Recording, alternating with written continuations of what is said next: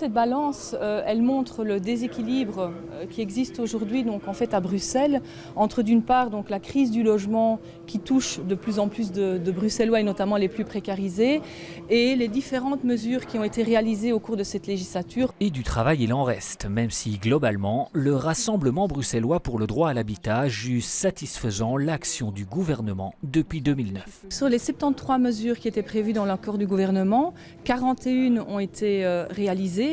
Et donc ces 41 mesures montrent évidemment l'engagement du gouvernement à l'égard de la politique du logement. Et on voit d'ailleurs que des moyens substantiels ont été engagés. Sauf que ces mesures restent encore insuffisantes. Aujourd'hui, 40 000 personnes attendent un logement social contre 26 000 en 2009. Entre 2008 et 2012, les loyers ont augmenté de 9%.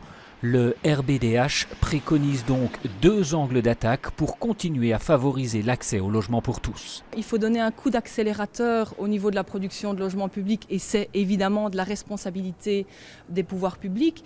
Mais nous pensons aussi qu'au niveau du marché locatif privé, il faut faire en sorte que l'accès soit amélioré et pour nous, ça passe nécessairement par un encadrement des loyers.